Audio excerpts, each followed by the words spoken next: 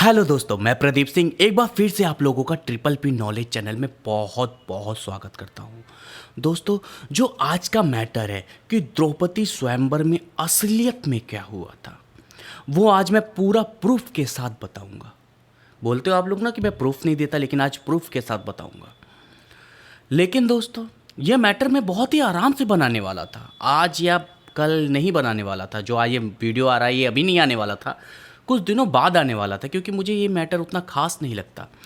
लेकिन कल मेरे वीडियो पे एक बंदा आया, वीडियो इंडियाज़ वीडियो, वो मुझे काफ़ी घबराया हुआ लगा। उसके मैसेज खाली काफ़ी घबराए हुए लगे। भैया, आप ऑल टाइम अपडेट के चैनल पे जाइए, उसको ब्लॉक करवा दीजिए, वो हमेशा गलत बोलता है, कर्ण की बुराई करता है। दोस्तों, मुझे भी रहा नहीं गया, मैं भी गया चैनल को देखा, उसका पहला वीडियो ओपन किया। जानिए, द्रौपदी स्वयंवर में कर्ण को किसने रोका। वीडियो देखा मैंने, और भैया अंदर जाने के बाद मुझे पता चला इसके अंदर तो अलग ही चुल है। वीडियो में कोई भी भसड़ मचा रखा है इस बंदे ने, कुछ भी लिखा हुआ है। अरे कक्षा 7 की महाभारत लेकर के इसने वीडियो बना दी है, और उस कक्षा 7 की महाभारत जो बच्चों को पढ़ाई जाती है उसको साबूत के रूप में दिखा करके, देखो भैया यह है साबूत रखा है। आखिर क्या क्या होने वाला है इस वीडियो में बता नहीं सकता आज। अगर मेरे मुंह से गालियां भी निकल जाए तो भैया मुझे माफ़ करना, मैं भक्ति चैनल में हूं, लेकिन गालियां तो नहीं देना चाहिए। लेकिन गुस्सा कंट्रोल नहीं हुआ मुझे वीडियो देख करके। और यही नहीं रुका ये मैटर, फिर मैं ओम गणपति चैनल पे भी गया, उसमें भी सेम भसड़ मची हुई है। अरे यार, मुझे ये समझ में नहीं आता, इतने बड़े बड़े चैनल होकर के ये गलत कैसे बोल सकते हैं। कम से कम थोड़ी सी रिसर्च कर लें, थोड़ी रिसर्च क्या, वेद व्यास के ही महाभारत को पढ़ लें, जो लिखा है उसमें वही बोलें, कम से कम गलत तो ना बोलें।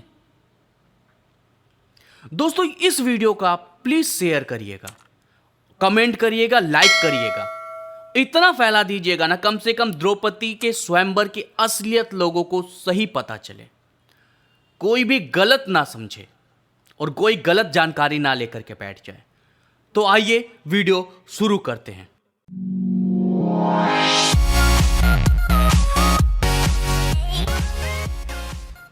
दोस्तों, ओम गणपति और ऑल टाइम अपडेट चैनल के अनुसार द्रौपदी ने कर्ण को सूत बोला ही नहीं था, और कर्ण द्रौपदी स्वयंवर में धनुष ही नहीं उठा पाए थे, और धनुष उठा भी लिए थे तो उस पर प्रत्यंचा ही नहीं चढ़ा पाए थे, जिससे शर्मिंदा होकर के जाकर के बैठ गए थे।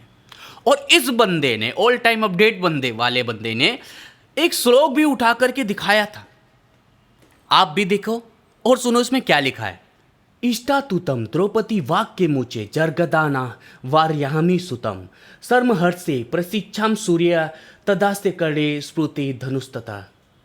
मतलब दोस्तों, कर्ण को देख करके द्रौपदी ऊंचे स्वर में कहती है कि मैं सूत जाति के पुरुष का वर्ण नहीं करूंगी। यह सुनकर कर्ण शर्मिंदा हो जाते हैं और उस धनुष को वहीं रख देते हैं। अरे ऑल टाइम अपडेट भैया, कम से कम श्लोक तो पढ़ लिया होता, और उस श्लोक का मतलब तो समझ लिया होता। नहीं आता था पढ़ने खुद को तो किसी से पढ़वा लिया होता, उसको समझ लिया होता। कम से कम गलत इंफॉर्मेशन तो नहीं देते। उस श्लोक में साफ दिखाई दे रहा है कि द्रौपदी उनको ठुकरा रही है, और कर्ण जिस धनुष को उन्होंने उठा लिया था, चलाने वाले थे, उसको पुनः वहां पर रखा था। और तुम्हारे अनुसार उसने तो धनुष उठाया ही नहीं था। बोरी की महाभारत देख करके ये लोग बोलते हैं। अरे कम से कम वेद व्यास की महाभारत तो देखो और उसका श्लोक तो पढ़ लो। बोरी महाभारत कहते बहुत ही रिसर्चों के द्वारा बनाया गया है बोरी का महाभारत। अरे कौन सी रिसर्च के द्वारा बनाई गई है यार, जब वेद व्यास के महाभारत को नहीं समझ पा रहे हैं।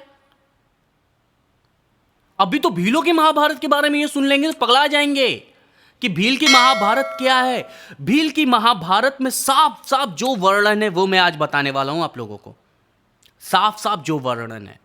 और भील की महाभारत ऐसी महाभारत है जो वेद व्यास की महाभारत के समय से है, लेकिन इंडिया में पूर्ण रूप से बैन करी हुई है। उसको लेना, उसको पढ़ना ही गुनाह है, क्योंकि उसमें साफ साफ ऐसी वर्णन बातें हैं जो उस समय के और भारत की कमजोरियों को दर्शाते थे। तो आइए सुनते हैं, जानते हैं कि असलियत में क्या हुआ था द्रौपदी स्वयंवर में।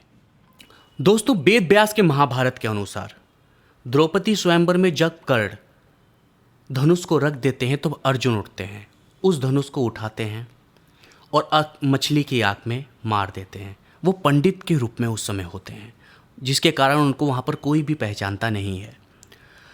फिर द्रौपदी का विवाह उनसे होता है और इस बात से वहाँ पर उपस्थित सारे राजागण क्रोधित हो जाते हैं कि एक पंडित को तुम कन्या दे रहे हो और किसी को नहीं दे सकते, हम राजाएं मर चुके हैं जो तुम पंडित को कन्या दे रहे हो। इस बात से क्रोधित होकर के द्रौपद यानी कि द्रौपदी के पिताजी को मारने जाते हैं। लेकिन उसी समय भीम कूद पड़ते हैं और उनको बचाने की कोशिश करने लगते हैं और अर्जुन भी वहाँ उपस्थित उसी धनुष पे तीर चढ़ाते हैं जिससे उन्होंने मछली की आँख भेदी थी। उनके पास उस समय गांडीव नहीं होता है उनका, ये भी हकीकत है कि, लेकिन वो भी दिव्य धनुष था भगवान शिव का, किसी गांडीव के से कम नहीं था। अरे सोचो, जिस धनुष को दुर्योधन और जरासंध जैसे वीर नहीं उठा पाए थे, वो धनुष कितना शक्तिशाली होगा।